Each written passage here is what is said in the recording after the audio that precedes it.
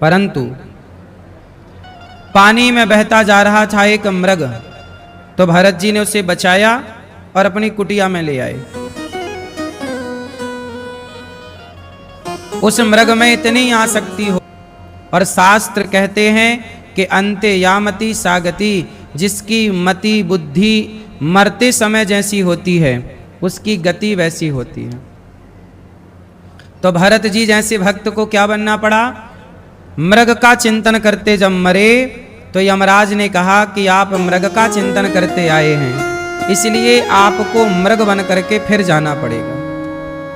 सोचो, परिवार संसार छोड़ा था कि 84 के चक्कर से मुक्ति मिल जाएगी, लेकिन मृग में मन लगाने से फिर वही 84 का चक्कर प्राप्त हो गया। हाँ या ना? इसलिए माया बड़ी प्रबल है, कब पकड़ ले किसे पकड़ ले कोई नहीं जानता। मम माया दुरत्यया, बड़ी प्रबल है ये माया मेरी माता। आप लोगों को किसने पकड़ा है? बोलो। किसी को माया पकड़ती है, किसी को माधव पकड़ते हैं। जिसे माया पकड़ती है वो पतित हो जाता है, और जिसे माधव पकड़ते हैं वो पावन हो जाता है। पतित को भी जो पावन बना दे उन्हीं का नाम है पतित पावन। रघुपति राघव राजा राम पतित पावन। पतित पावन, जो पतित व्यक्ति को भी पावन बना दें, जो पतित को भी पावन कर दें, उनका नाम है पावन, पतित पावन। इसलिए मेरी माँ, माया बड़ी प्रबल है। कौन बचा है इस माया से? अच्छा बताओ, कौन बचा है इस माया से? एक मछुआरा मछली पकड़ने तालाब में गया, बार बार जाल फेंका पर वो मछली फंसी नहीं। क्यों? क्योंकि वो मछली बार बार, जो मछलियां मछुआरे से दूर थीं वो तो जाल में फंसती चली गई, लेकिन एक मछली बड़ी चतुर थी। वो मछुआरा जहां खड़ा हुए पानी में, वो उसके पांव के पास चली जाए, और जाल दूर डाला जाता है, कोई अपने पांव में थोड़ी जाल डालता। तो जो मछलियां दूर थीं फंस गईं, और जो मछुआरे के पांव के पास थी वो नहीं फंसी। ऐसे ही जो भगवान से दूर होते हैं भक्त, वो माया में फंस जाते हैं, पर जो भगवान के चरणों से लिपटे रहते हैं, भगवान के पास रहते हैं, वो भक्त कभी माया में। आप लोग फंसे हैं माया में कि नहीं फंसे? बताओ, माया किसे कहते हैं भैया? ओ मोबाइल वाले भैया, माया में आप, माया किसे कहते हैं? माया किसे कहते हैं? अविद्या को। ठीक कहा आपने। आप बताओ, माया किसे कहते हैं? हैं? अविद्या को। अविद्या किसे कहते हैं?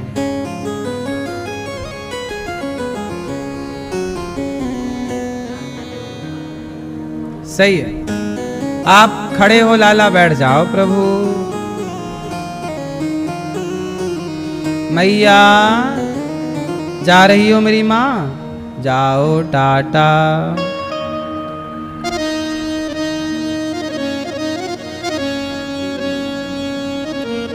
ये भैया बताएंगे, सिर पे गमछा डाले हैं भैया, बताओ माया किसे कहते हैं? नहीं डाले रहो, अच्छा लग रहा है। बताओ माया किसे कहते हैं? बैठे बैठे बताओ। मोह। मोह अलग है, माया अलग है। मोह माया दोनों अलग अलग हैं। माया किसे कहते हैं आप बताओ? हैं?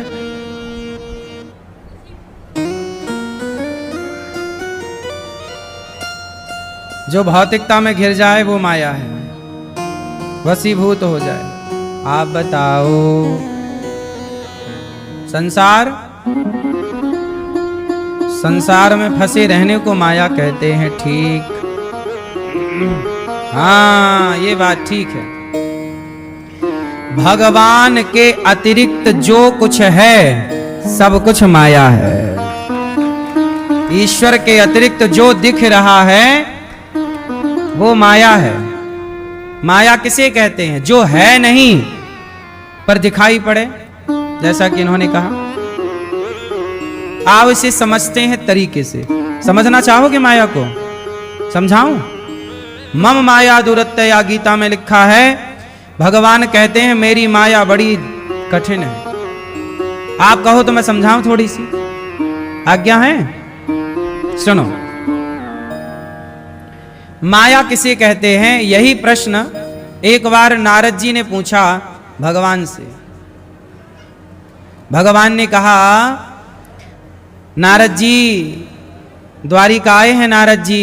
नारद जी बोले, प्रभु मैंने सुना है कि आपकी माया बड़ी प्रबल है, एक बार अपनी माया का दर्शन कराओ। नारद जी बोले, आपकी माया मैं देखना चाहता हूं। भगवान बोले, चलो भोजन करके थोड़ा टहल के आते हैं। तो नारद जी और भगवान कृष्ण दोनों चलते चलते समुद्र के किनारे किनारे एक घनघोर जंगल में चले गए। वहां गए तो भगवान बोले कि देखो नारद जी, बड़ी प्यास लगी है, थोड़ा पानी मिल जाए।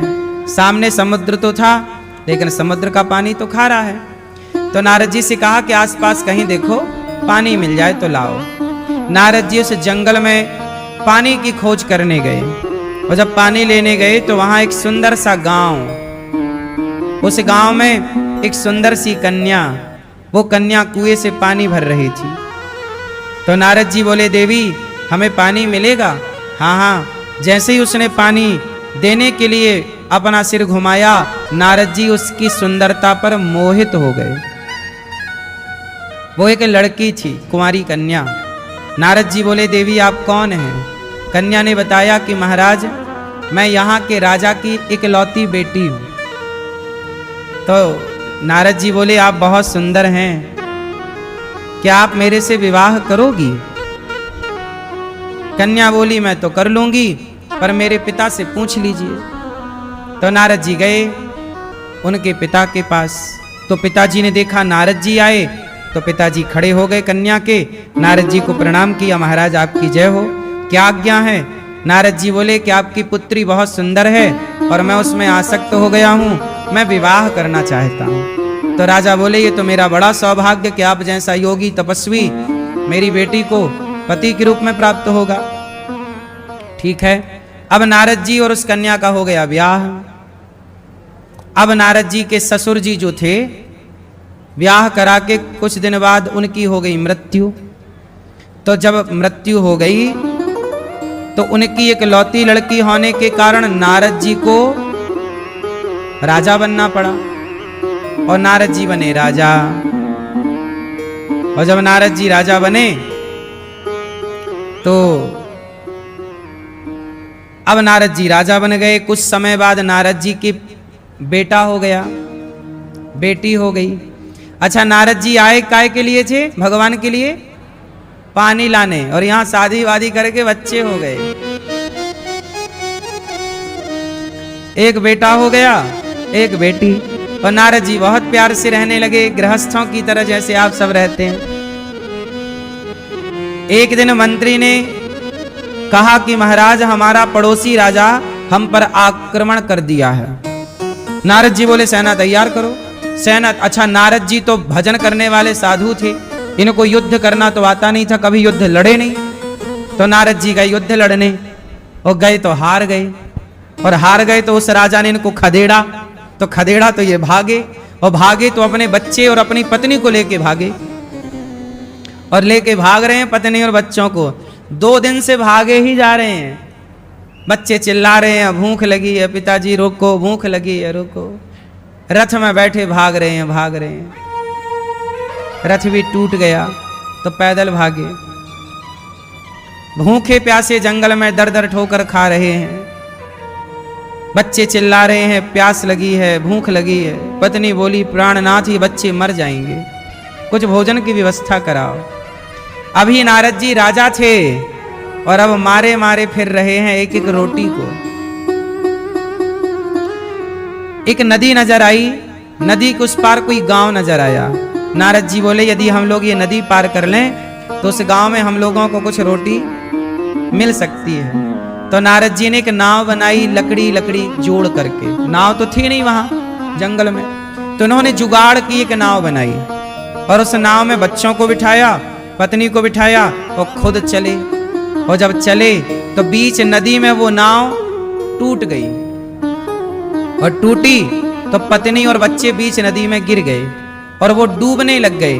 नारद जी को तैरना आता तो वो तैर के जैसे बचाना चाहे पर बचा नहीं। नारद जी खुद किनारे लग गए और पत्नी चिल्लाती रही, स्वामी बचाओ बचाओ। नारद जी जब तक जाते पत्नी डूब गई, बच्चे डूब गए, बेटी डूब गई, बेटा डूब गए। नारद जी किनारे खड़े चिल्ला रहे हैं, हे भगवान तू बड़ा निर्दयी है, तू बड़ा निष्ठुर है, क्या बिगाड़ा मेरी पत्नी और मेरे बच्चों ने, छोटे छोटे बच्चों को तूने मार दिया, तू कितना निर्दयी है। नारद जी रो रहे हैं, हे भगवान हे भगवान हे भगवान तू बड़ा निर्दयी है, मेरी पत्नी कहां चली गई, हाय पत्नी हाय बेटा बेटा बेटा। रो रहे थे तब तक भगवान कृष्ण आ गए। नारद जी पानी मिला?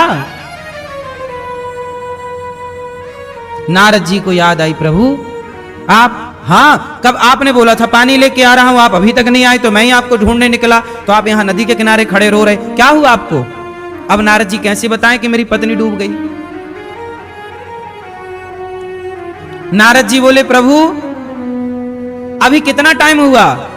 भगवान बोले, 1 घंटे से आप ढूंढ रहे हो पानी, 1 घंटा हुआ, 1 घंटे में मेरे 2 बच्चे और पूरा शादी ब्याह तक। भगवान बोले, क्या हुआ बच्चे? बोले, प्रभु मेरी पत्नी डूब गई। भगवान हंसे, नारद जी आप तो बाल ब्रह्मचारी हो, आपके कहां बच्चे हो गए? भगवान मुस्कुराए और बोले, नारद जी आप हमारी माया देखना चाहते थे ना, यही माया है, यही माया थी। घंटे भर के लिए भगवान से दूर भये तो ऐसे उलझ गए जैसे जीवन भर यही उलझन रही हो। आप लोग इस संसार में कितने दिनों के लिए आए हैं? ज्यादा से ज्यादा 100 साल के लिए, पर ऐसे उलझ गए आकर जैसे करोड़ों साल से आप यहीं रहते हो। इन 100 सालों में ही आप कभी बच्चे थे, जवान हुए, बूढ़े हो गए, बाल पक गए, पोता हो गया, बेटा हो गया, शादी हो गई, उनके लिए हंसा और उन्हीं के लिए रोए और मर गए, यही तो माया है। कभी बच्चा पैदा हुआ, परिवार हुआ तो आप हंसे और कभी उनके लिए रोए और हंसते रोते मर गए और आपको लगा कि मेरा मेरा मेरा। नहीं नारद जी अब समझ पाए कि प्रभु ये संसार का जो प्रपंच है, भगवान के सिवा जो दिख रहा है सब माया है, सब माया, सब माया है। आप लोग भी, आपको लग रहा ये पत्नी मेरी, ये बेटा मेरा, परिवार मेरा, ये भी खेल है माया का, है कुछ नहीं।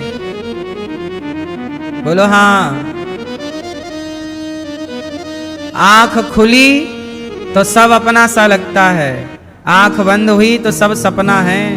अच्छा रात को आप देखते हो ना सपना, हाँ या ना?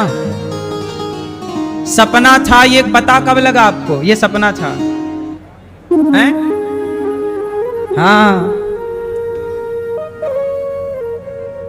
जब जागे तो पता लगा कि रात को जो देखा वो सपना था। आंख खुली तो पता लगा कि रात को जो देखा वो सपना था। रात का सपना आंख बंद करके देखा जाता है, आंख खुली तो रात का सपना टूट गया।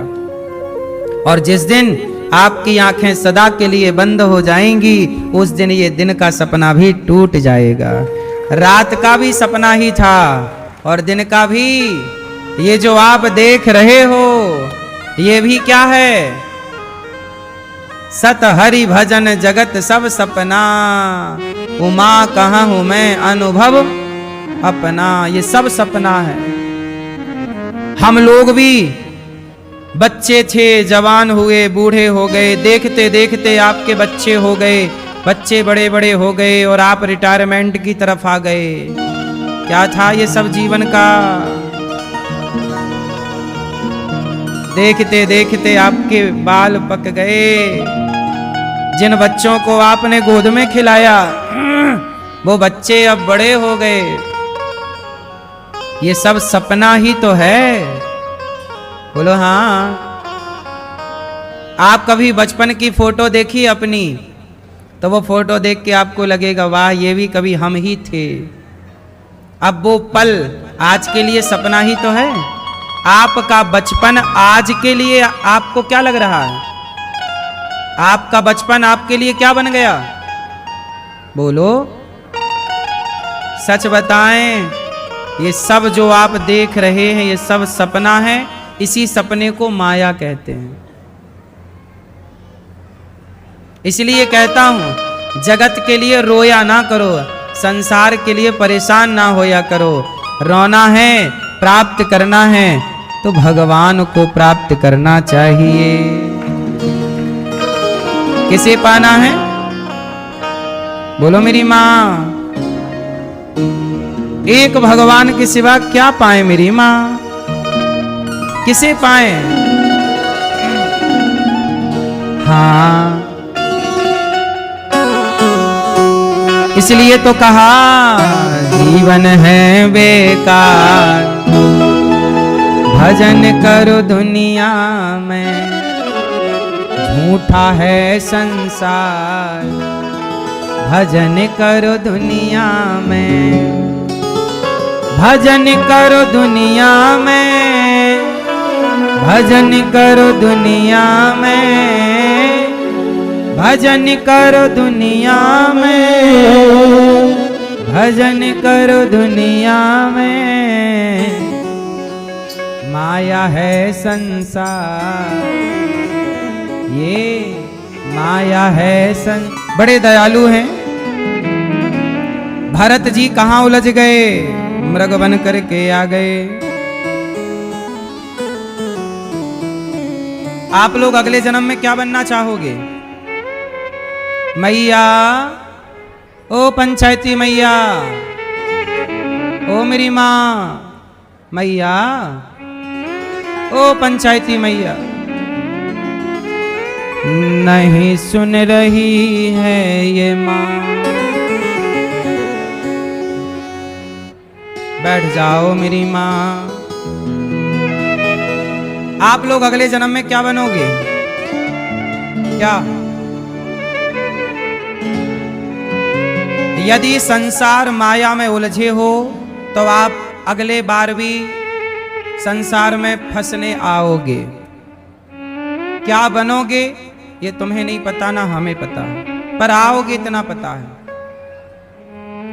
यदि अपना कल्याण चाहते हो तो माया के पास रहते हुए भी मन को माधव से जोड़ लो। भगवान से जुड़ गया मन तो माया से मुक्त होकर मोक्ष के अधिकारी बन जाओगे। जन्म और मृत्यु छूट जाएगा। बार बार का जन्म लेना, बार बार का मर जाना, फिर जन्म लो, फिर मरो, फिर हम भी करोड़ों बार जन्म लेके आ चुके यहाँ संसार में। आप लोगों के भी 3-4 करोड़ बार जन्म हो चुका होगा यहाँ।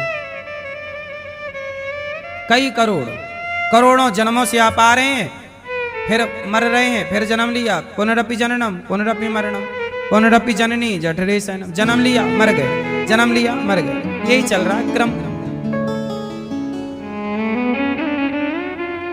बार बार आप जन्म लेते हैं, बार बार आप मर जाते हैं।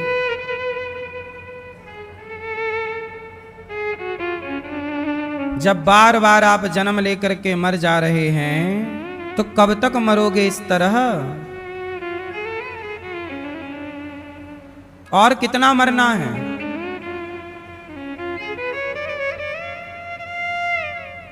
इतने ही बार मरो कि जहां मरने का कोई सार निकले।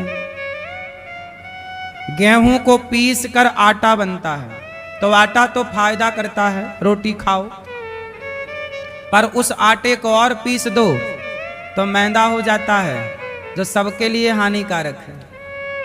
बोलो हाँ। ऐसे आप लोग भी 2-4 बार जन्म लिए तो चलो ठीक है, करोड़ों बार जन्म ले रहे हो अब तो भैया बंद करो, ऐसा काम कर लो कि अब ये संसार में आए हम ये नहीं कहते कि संसार में ना आए, पर संसार के जगत के बनकर नहीं प्रभु, ये नाच यदि भेजना संसार में फिर तो जगत का बनाकर नहीं, अपना दास बनाकर भेजना, अपना बनाकर भेजना। जैसे मीराबाई जगत में आई पर भगवान की बनकर के आई, तुलसीदास जी आए, सूरदास जी आए, रैदास आए, रस खान आए, पर ये सब आए तो सही, पर ये किसके बन के रहे? कहीं हम संसार के ना बन जाएं, इस बात का डर है ना। मैया आप किसकी बन गई? स्त्री पुरुष ये लोग संसार के ऐसे बन जाते हैं। 80 साल का बूढ़ा भी अभी अपने बेटे को गोद में बिठा के खिला रहा, मेरा बेटा, मेरा पोता, प्यार। खिलाना बुरा नहीं है, बच्चों को लाड़ करना, प्यार करना बिल्कुल गलत नहीं है। लेकिन अब ये बताओ कि आपका आखिरी चल रहा है, अब मन भगवान में कब लगाओगे? समर्पण कब करोगे? कब संसार से अपने बंधनों को खोलोगे? ये खोलने का टाइम था, आप और बंध रहे हैं। गांठ खोलने का टाइम है और आप गांठ और लगा रहे हैं। मैया आपका भी टाइम है मेरी माँ, अब ये सारी गांठें खोलने का, सारी गांठें खोल लो। ना मन बेटा में रहे, ना मन बेटी में रहे, ना मन पैसे में रहे, करो सब काम। संसार में ऐसे ही रहो जैसे कमल पानी में रहता हुआ भी पानी की प्रत्येक बूंद से अलग है, ऐसे जगत में रहकर भी जगत के हर व्यवहार से अलग रहो, जगत का कोई प्रभाव आप पर ना पड़े। कैसे रहो संसार में? नारियल की तरह। नारियल 2 प्रकार के होते हैं, एक कच्चा नारियल और एक बोलो पका नारियल। कच्चा नारियल जो है वो नारियल की खोपड़ी से चिपका रहता है, बोलो हाँ। लेकिन पके नारियल को आप बजाओगे तो अंदर से आवाज आएगी, मैं अलग हूं, मैं अलग हूं, मैं अलग हूं। पका नारियल खोपड़ी को छोड़ देता है। कच्चे नारियल को तोड़ोगे तो खोपड़ी टूटेगी तो गोला भी टूट जाएगा, पर पके नारियल को तोड़ोगे तो खोपड़ी टूटेगी पर उसका गोला नहीं टूटेगा। ऐसे ही यदि आप कच्चे रह गए तो आप कच्चा नारियल बाहर वाली खोपड़ी से चिपका है, जैसे आप चिपके हैं पत्नी से, बेटा से, बेटी से, परिवार से। खोपड़ी टूटी तो नारियल का गोला भी टूट गया। आपकी पत्नी मरी, आपका पति मरा तो आप बोले मैं मर गई, मैं मर गया। नुकसान हुआ तो आपको लगा मैं मर गई, मैं मर गया, क्योंकि आप बाहर वाले से चिपके हैं। तो जब खोपड़ी टूटी, बाहर वाला गया तो आपको ऐसा लगा कि वो नहीं मरा, मैं मरा, क्योंकि चिपके थे ना, आप अटैचमेंट था। इसलिए कहता हूं पक जाओ। पका नारियल की खोपड़ी टूटी है पर गोले को प्रभाव नहीं पड़ा, गोले को कोई फर्क नहीं पड़ा। ऐसे संसार में जो हो रहा है वो तो होगा ही। एक दिन आपके पिताजी, माताजी, पत्नी जी, पति जी, परिवार, एक दिन सबका टाइम आएगा, सबको ईश्वर के घर जाना है। तो जाना है ये याद रख लो कि सबको जाना है, तो जो जाए उन्हें जाने दो। दवाई आप करा सकते हैं, ख्याल आप रख सकते हैं, उनकी उम्र आप नहीं बढ़ा सकते। आप इतने परेशान क्यों होते हैं किसी के मरने से?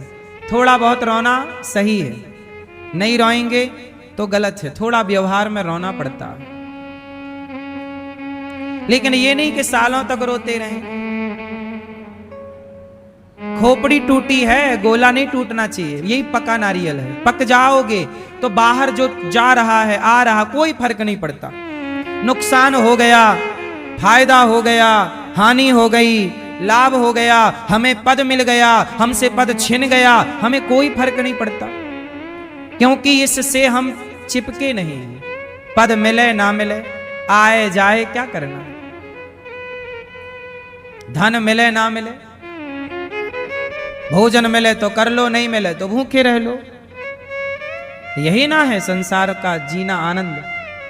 किसी चीज से आसक्त ना बनो। आसक्ति यदि आई तो आसक्ति आ तो सकती है, पर आसक्ति जा नहीं सकती जल्दी से। ये आसक्ति कुछ ऐसी है कि ये आ सकती है पर जा नहीं सकती। तो संसार में रहो किस नारियल की तरह? पक्के नारियल। खोपड़ी टूटे तो टूटने दो, पर गोले को प्रभाव, आप गोला हैं, आपको प्रभावित ना करे संसार की कोई भी घटना, पर हम लोग प्रभावित होते हैं। हाँ या ना? आपके घर में बच्चा पैदा हो गया, आप प्रभावित हो गए, रे बच्चा आया। और आपके घर में किसी की मृत्यु हो गई तो आप प्रभावित होते, रे मर गया।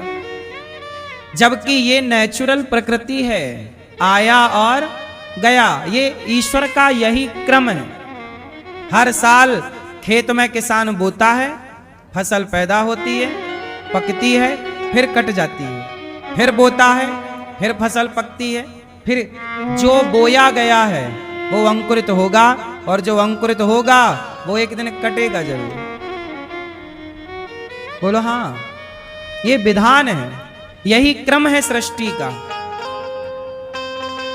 इसे स्वीकार करिए।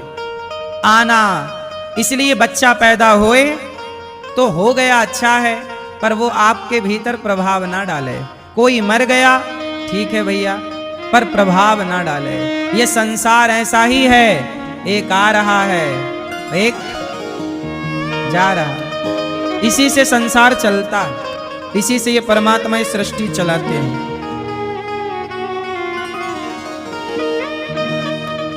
हर 100 साल में सारे लोग मर जाते हैं, पता है आपको?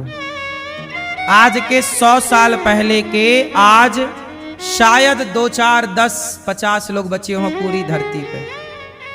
हर 100 साल में नई संरचना होती है, लेकिन ईश्वर ऐसी रचना करते हैं कि हर 100 साल में एक नया होता है, लेकिन किसी को पता नहीं चलता, क्योंकि वो 100 साल आज ही पूरे हुए।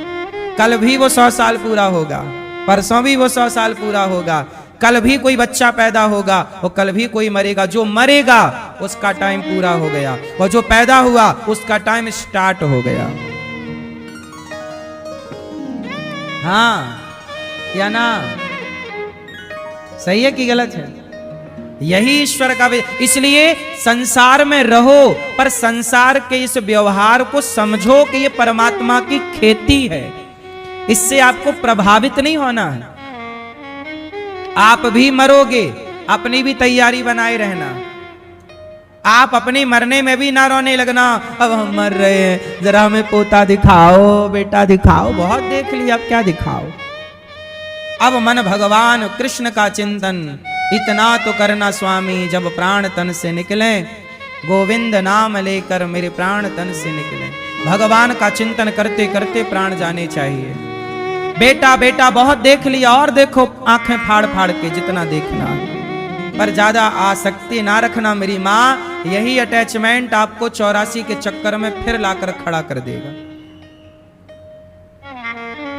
संसार में रहो, पर संसार में रहना जरा सीखो। ये संसार की खेती, ईश्वर की खेती क्या है? तुम और हम ही ईश्वर की खेती हैं। आप कौन हैं? आप ईश्वर की खेती है। किसान खेती बोता है, कोई फसल 2 महीने की होती है तो कोई फसल 4 महीने की। क्यों भैया, है गई बढ़िया नींद? सुनो, कोई फसल कितने महीने की होती है? 2 महीने की। तो कोई फसल 4 महीने की होती है, तो कोई फसल 10 महीने की भी होती है, कोई फसल 5 वर्ष की भी होती है। बोलो हाँ। इसलिए मेरी मां 4 महीने की धान होती है और 4 महीने का गेहूं होता है। हाँ या ना? 4 महीना पूरा हुआ, कटेगा। ऐसे तुम्हारी 100 साल भी 4 भागों में डिवाइड है। 4 महीने के तुम भी हो। कैसे?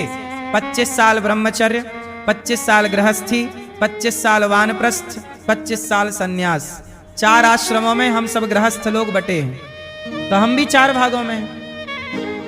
आप 50 साल के हो गए, मतलब आपकी आधी उम्र चली गई। बेटा बेटी हो गए तो उनका ब्याह कर दो और अब मन पूरा भगवान में लगाओ, क्योंकि अब आप लोग, सूर्य उदय हुआ है तो अस्त भी होगा। आप जन्म लिए हैं तो आप मरोगे, तो तैयारी कर लो थोड़ी सी। मरने के पहले, सूर्य अस्त होने से पहले लोग दिया बत्ती करने लग जाते हैं। सूर्य अस्त होने से पहले लोग क्या करने लग जाते हैं? दिया बत्ती करते हैं, मतलब अंधकार हो उसके पहले प्रकाशित कर लेते हैं घर को।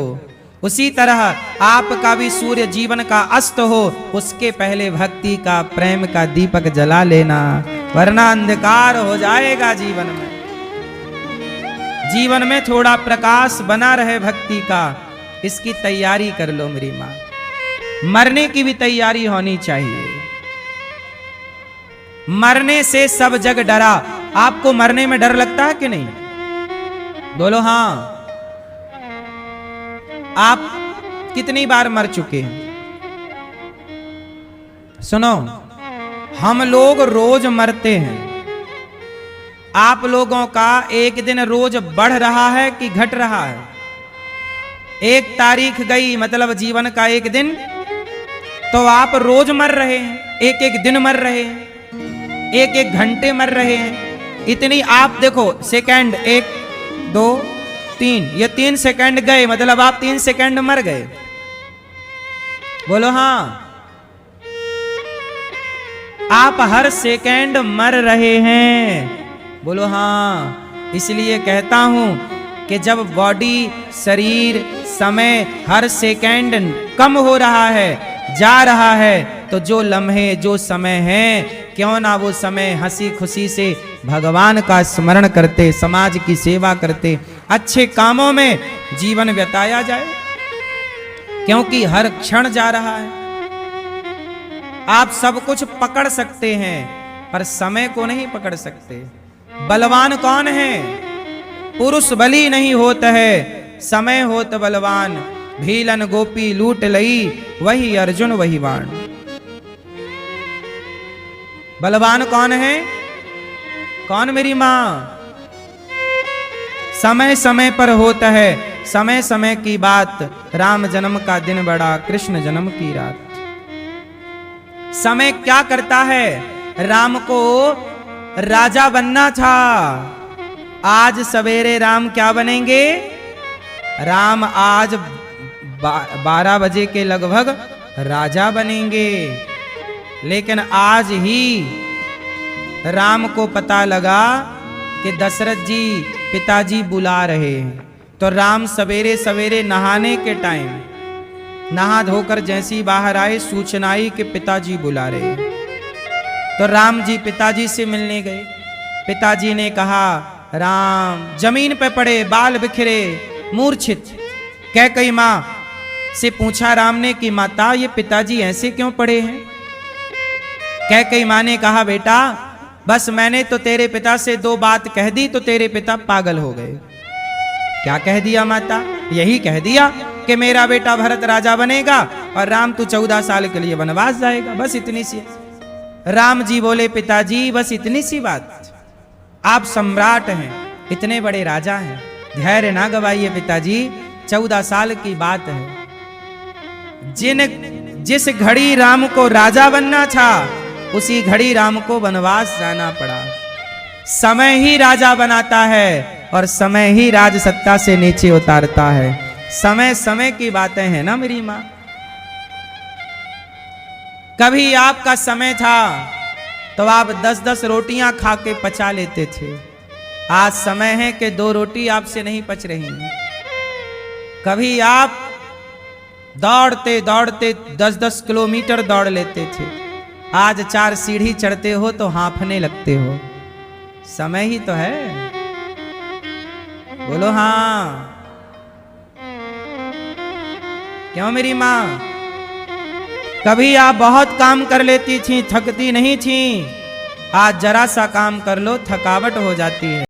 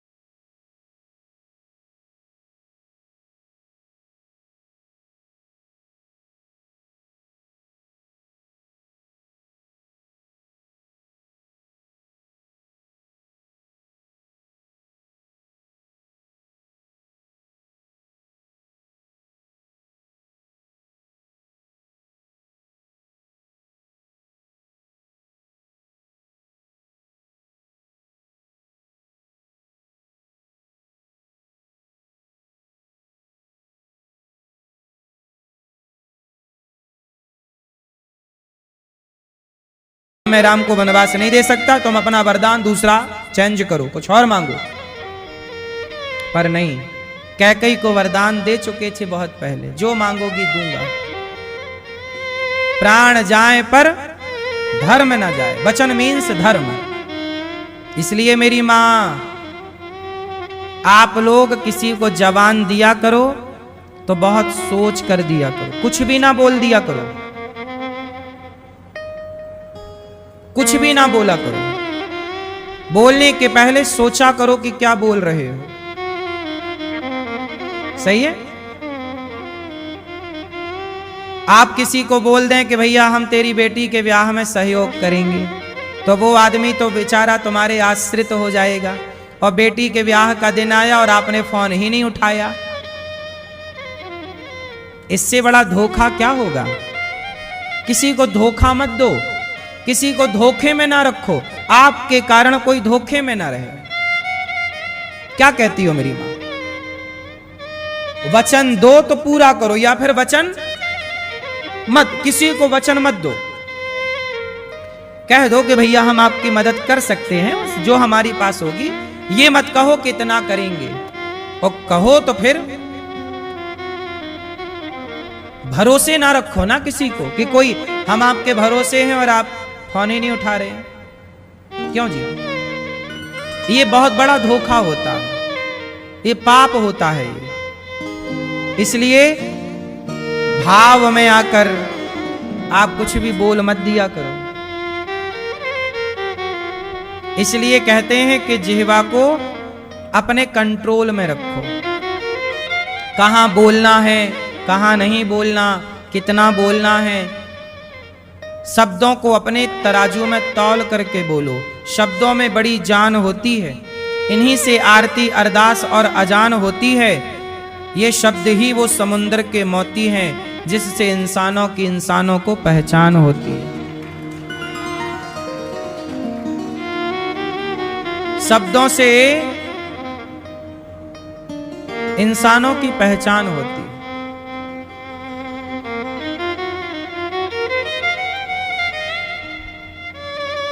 गलत को गलत कहो, सही को सही कहो, किसी को धोखा ना दो। सबसे बड़ा धोखा क्या है बताओ? आप गलत को सही कहें, ये सबसे बड़ा क्या है? सबसे बड़ा लड़के लड़कियां गलत रास्ते पर जाएं और आप उन्हें ना रोको, ना टोको, ना बोलो, तो ये बच्चों के साथ आप क्या कर रहे हैं? धोखा दे रहे हैं उन्हें। इसलिए बच्चे गलत जा रहे हैं तो उन्हें रोको, उन्हें टोको, बोलो, बोलो हाँ। आजकल लड़के लड़कियां, कुछ लड़के कुछ लड़कियां लिव इन में रह रहे हैं। रोको इन्हें कि ये भाई गलत है। ये भारत का कल्चर, भारत की संस्कृति नहीं है। ये कुत्ता बिल्लियों का कल्चर रहा है सदियों से। तो आप इंसान से देवता बनो, कुत्ता बिल्ली ना बनो। क्या कहते हैं? इंसान से क्या बनना है अपने को? जोर से, देवता। अभी ये सब हुआ, टीवी पे बड़ी चली बातें। एक पत्रकार ने मेरे से पूछा कि महाराज जी, लड़का लड़की कुछ भी करें, आप कौन होते हो रोकने वाले, बोलने वाले? मैंने कहा पितामह भीष्म नहीं बोले थे, द्रौपदी की साड़ी उतर रही थी तो महाभारत हो गया था।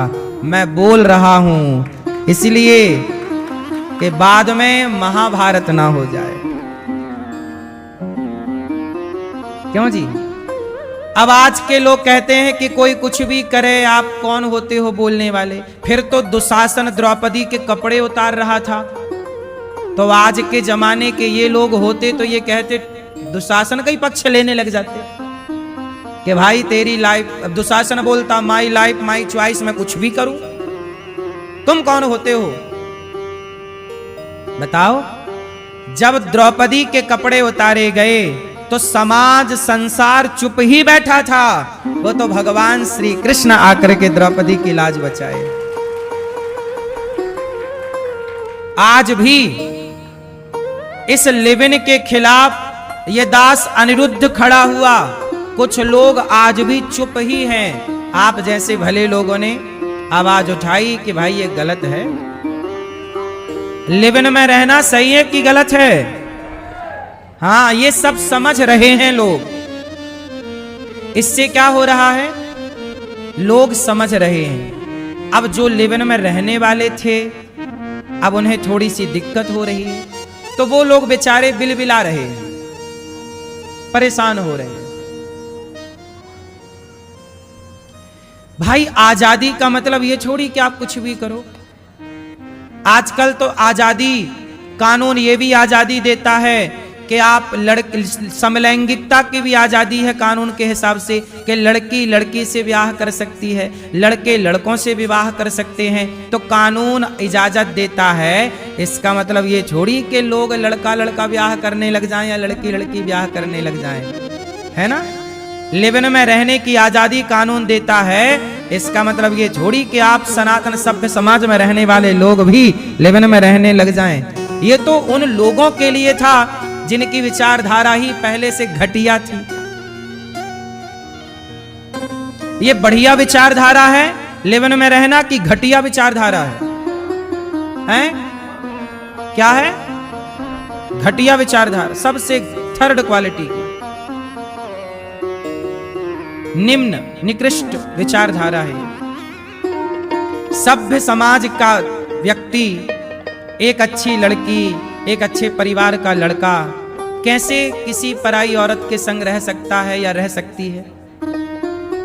अच्छे घर की बहू बेटी, अच्छे घर का लड़का क्यों किसी के संग रहेगा या रहेगी?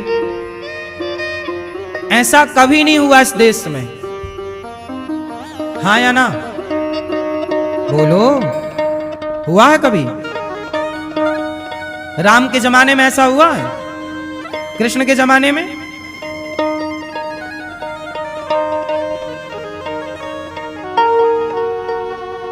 इसलिए अब कलयुग है प्रिय भक्तों। दधीची ऋषि ने हड्डियों का दान दिया, राजा शिवी ने अपने शरीर का दान दिया।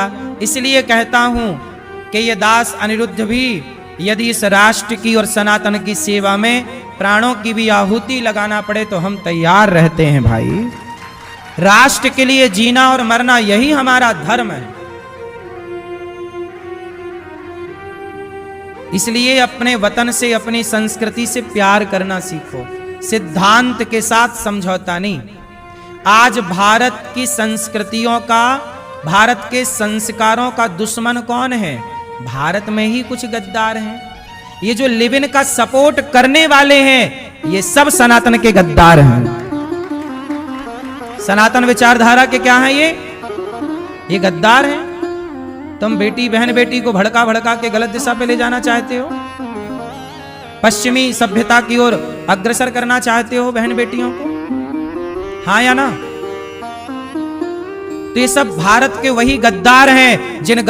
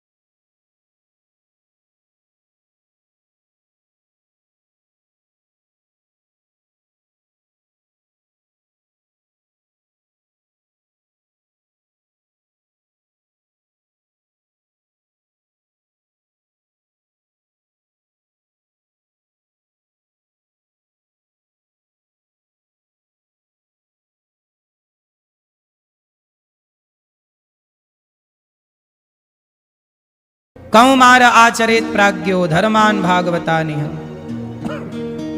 भगवान का भजन कब से प्रारंभ करें? लड़कपन।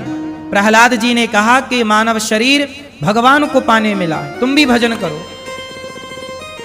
एक दिन प्रहलाद जी घर आए तो प्रहलाद के पिता ने कहा, बेटा तुमने क्या पढ़ाई की? प्रहलाद जी ने कहा, पिताजी मैंने पढ़ाई की 9 बातें बढ़िया बढ़िया मैंने पढ़ी और सीखी हैं। क्या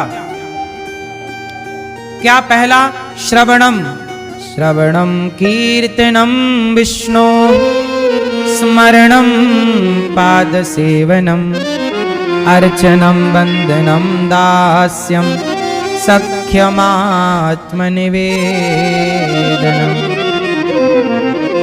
क्या सीखा हमने? श्रवणम। क्या सीखा? बोलो मेरी मां। श्रवणम। पहली भक्ति क्या है पिताजी? श्रवणम, कथा सुनना पहली भक्ति श्रवणम। दूसरी भक्ति क्या? कीर्तनम, कीर्तन करो, कथा सुनो, कीर्तन करो। स्मरणम, भगवान का स्मरण करो। पाद सेवनम, पांव दबाइए, माता पिता गुरु अतिथि पांव दबाना, सेवा करना, ये भक्ति है। श्रवण करना पहली भक्ति, कीर्तन करना दूसरी भक्ति, स्मरण करना तीसरी भक्ति। स्मरण, भगवान का काम करते रहो, स्मरण चलता रहे, ध्यान चलता रहे। पाद सेवनम, चौथी भक्ति क्या है? पांव दबाना। अर्चनम, पुष्प लीजिए, भगवान को चढ़ाइए, अर्चन है। अर्चनम पांचवी भक्ति। वंदनम, भगवान की वंदना कीजिए, हे प्रभु आप हमारे माता पिता हैं, आपके सिवा हमारा, ये छठवीं है। श्रवणम, कीर्तनम, स्मरणम, पाद सेवनम, अर्चनम, वंदनम, दास्यम। दास भाव रखिए कि प्रभु हम आपके दास हैं, दासी है। दास्यम, सख्य, सख्य भाव, भगवान से के संबंध जोड़िए। चाहे भाई बनाओ भगवान को, पुत्र बनाओ भगवान को, माता पिता बनाओ भगवान को, जो मन करे भगवान से एक संबंध स्थापित कर लो। और आत्मनिवेदनम, 9वीं भक्ति है पिताजी, अपने आप को भगवान के चरणों में समर्पित कर दो। 9 भक्ति। नवधा भगति कहां तो ही पाही। भक्ति कितने प्रकार की हैं? 9। इन 9 में एक भी आ जाए तो काम बन जाता है।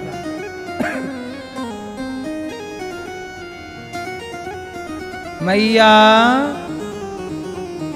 प्रहलाद जी को हिरण्यकश्यपु ने उठाकर पटक दिया कि तूने मेरे दुश्मन का गुणगान गाया, आज तुझे मैं मार डालूं। प्रहलाद बच्चे हैं और प्रहलाद को हिरण्यकश्यपु ने खौलते हुए पानी में डाल दिया। खौलते हुए पानी में डाल दिया। पर धन्य है प्रहलाद जी, इतना कष्ट दिया, 5 साल के बच्चे को इतना सताया, खौलते पानी में डाल दिया, पर वो पानी भी प्रहलाद के लिए शीतल हो गया। आग में डाल दिया, होलिका लेकर बैठ गई, पर वो आग भी शीतल हो गई।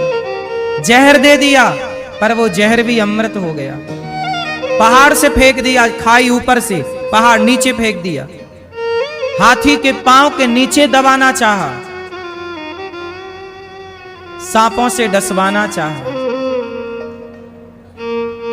शरीर में सुई चुभो चुभो कर शरीर के टुकड़े टुकड़े करना चाहा, पर लाख प्रयास करने पर भी, कहते हैं ना, जिसे भगवान संजोते हैं, जिसे भगवान बनाते हैं, जिसकी रक्षा भगवान करते हैं, उसका कोई कुछ बिगाड़ नहीं सकता। बस भरोसा प्रहलाद जी वाला होना चाहिए। यदि भरोसा प्रहलाद जी वाला है तो दुश्मन हिरण्यकश्यपु भी होगा तो कुछ बिगाड़ ना पाएगा। कितना कष्ट, आपको जरा सा कष्ट आ जाए आप विचलित हो जाते हैं, जरा सा आपको तकलीफ हो जाए विचलित हो जाते हैं। पर इतना कुछ होने पर भी प्रहलाद जी विचलित ना भये। इतना कुछ होने पर भी प्रहलाद जी विचलित, बोलो मेरी मां, ना हुए। जो विचलित हो जाए वो भक्त नहीं हो सकता, और जो भक्त है वो कभी विचलित नहीं हो सकता। इसलिए आपको बिल्कुल मंत्र जाप मम दृढ़ विश्वासा, भगवान पर भरोसा कैसा हो, जोर से, भगवान पर भरोसा कैसा होना चाहिए, जोर से, भगवान पर भरोसा कैसे होना चाहिए, कैसा, कौन सा भरोसा? भरोसा भी कई तरह के होते हैं, तो भगवान पे भरोसा कौन सा वाला हो? हाँ,